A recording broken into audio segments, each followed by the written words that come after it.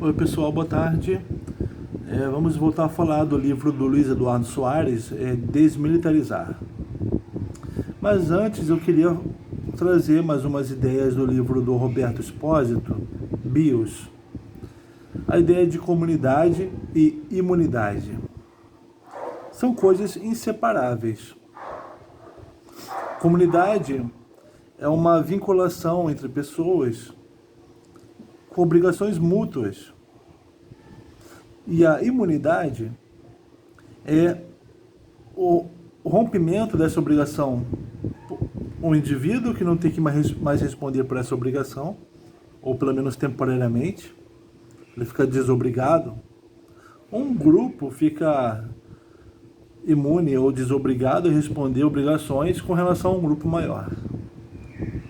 São processos. A imunidade ela contradiz a comunidade, mas ela é essencial para que exista a comunidade. A imunidade é a negação da comunidade. É como se fosse uma vacina. Você coloca um tantinho de doença num plasma e ele vai gerar anticorpos para protegê-la daquela doença. Isso funciona com indivíduos, funciona para grupos, isso é pensado biologicamente e também socialmente. Se você pensar numa comunidade, imagina uma comunidade em que uma mulher que vive ali é engravidada por um rapaz. E esse rapaz, ele precisa ir para a guerra, ou esse rapaz morre, ou esse rapaz é casado com uma outra mulher, ele tem alguma impossibilidade de ajudar, assumir e ajudar financeiramente, né, o filho daquela mãe e a própria mãe. A comunidade ela tem obrigação com relação àquela mãe. Também tem obrigação com relação ao pai. Qual é a obrigação dela? Tentar fazer o pai ajudar. A comunidade assume. O que acontece? A vida da comunidade, os impulsos de vida da comunidade, impulsos sexuais, impulsos de violência, elas são muitos impulsos e elas precisam de um ordenamento. Um impulso que a ordene. Um impulso que a negue. E esse impulso que a negue vai ser um momento de imunidade. Vai ser uma instância que vai dizer, olha, tá bom, essa mãe não precisa responder por esse filho, nós vamos ajudá-la financeiramente, a comunidade diz. Ou um cara que rouba o outro e vai ser preso, ele vai passar um tempo preso, um tempo com a comunidade respondendo por ele, tá bom, ele está imune das obrigações sociais por um tempo, nós vamos cuidar dele. A imunidade, ela é um processo ela é um impulso que nega esse excesso de vida da comunidade. Mas ela permite que a comunidade permaneça existindo, porque imagina se as mulheres grávidas fossem expulsas, não fossem ajudadas, as pessoas que a assaltassem não fossem custodiadas ou fossem expulsas, a comunidade ia acabar, né? Da comunidade precisa ter imunidade. Pensando no Brasil, né?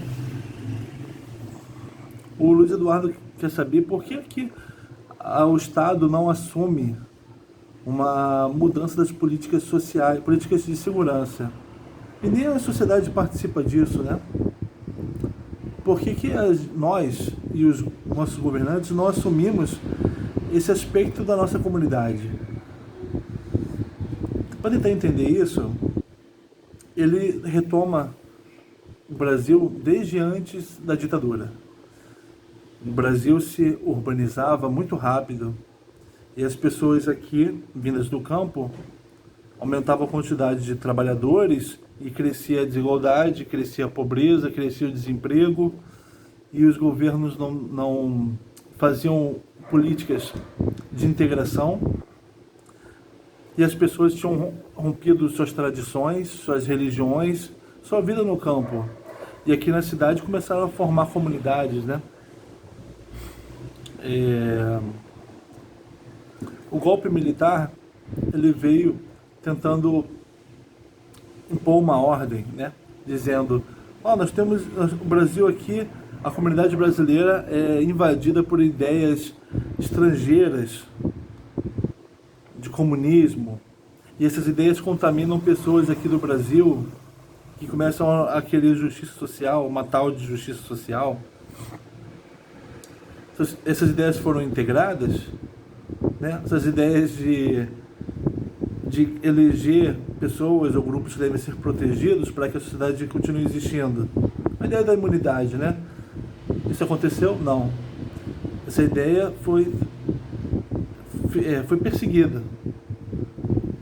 Os militares criaram uma ideia de Brasil como uma comunidade livre dessas ideias.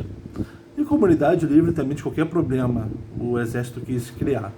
Aqui não tinha problema de violência, não tinha problema de pobreza, não tinha. Mas esses problemas foram aumentando. Os movimentos sociais foram surgindo. A ideia de que o Brasil tinha problemas econômicos cada vez mais graves estava aumentando e os problemas sociais apareciam cada vez mais. Isso nos anos 70, meados dos anos 70, até nos anos 80. Até que você veio o movimento de mudança do regime político e até a construção da nova Constituição, ela se fez de forma pactuada. O Luiz explica como a Constituição tinha uma ideia moderna, uma ideia de racionalizar o Brasil, racionalizar a administração pública brasileira. Mas, com relação à segurança pública, manteve-se arcaica. O artigo 144 continua dizendo que a polícia militar responde só ao exército. Isso para manter o exército satisfeito com a perda do governo. Foi um certo favor, né? No Brasil, então, hoje nós temos uma desigualdade crescente, políticas econômicas que não existe emprego, o trabalho que as pessoas encontram é um trabalho, então, sem garantias, é um trabalho precarizado. Você tem um aumento das desigualdades, você tem uma desigualdade no acesso à justiça. As pessoas, grande parte da população sofre violência por parte de outros indivíduos ou por parte do próprio Estado e não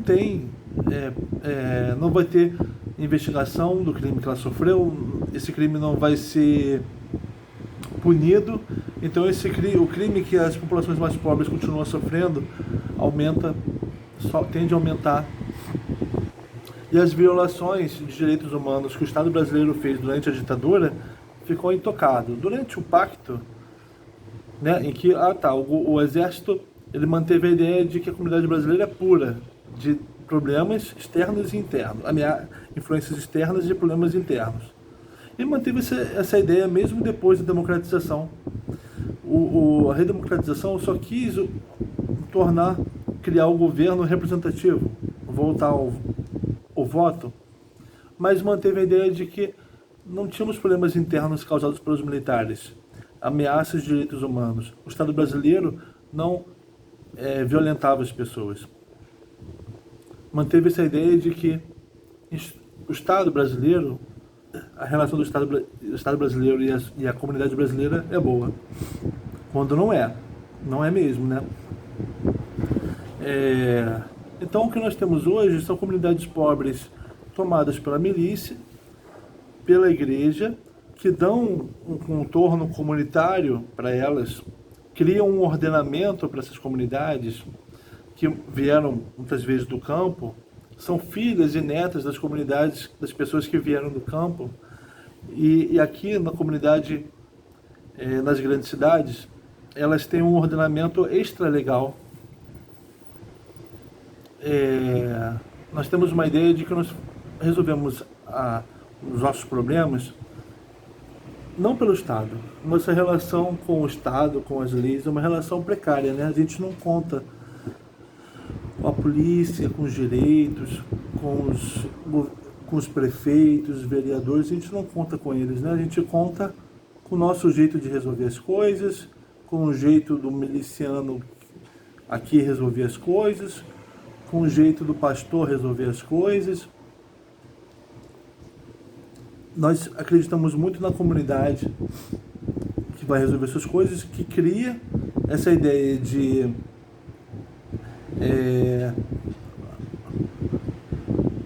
não uma ideia propriamente de comunidade, em que as pessoas têm obrigações mútuas, né? Mas uma ideia de que existe um soberano ali que vai ordenar aquele grupo. Então a gente não tem, de fato, uma ideia aqui de comunidade como vínculos de obrigação mútua e existe um grupo ou uma pessoa que se torna imune, e vai ter um tratamento especial e a comunidade continua existindo assim, né? A gente não tem isso. A gente tem um poder local que age conforme quer e as pessoas não se sentem com obrigação mútua com relação ao vizinho e nem com relação a participar desse poder. Então, por que a política de segurança nas grandes cidades brasileiras não muda, não se racionaliza, não começa a ser uma polícia desmilitarizada, uma polícia que cumpre a sua atuação completa e não só de perseguição do flagrante, perseguição do negro? Por quê? Porque nós vivemos em pseudo-comunidades. Então também nós temos comunidades tuteladas por um poder local, pseudo-comunidades.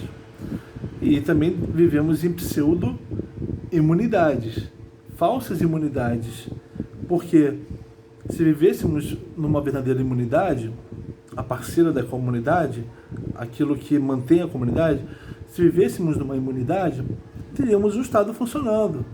Iríamos procurar que o Estado funcionasse, que o Estado fizesse alguma coisa com relação aos grupos vulneráveis, aos indivíduos vulneráveis, aqueles que não podem responder plenamente pelas obrigações comunitárias, né? Por isso a gente vive numa relação fraca com a lei, fraca com o Estado, porque vivemos em pseudo-comunidades e portanto, pseudo-imunidades, né? Então, pessoal, ficamos por aqui. Obrigado.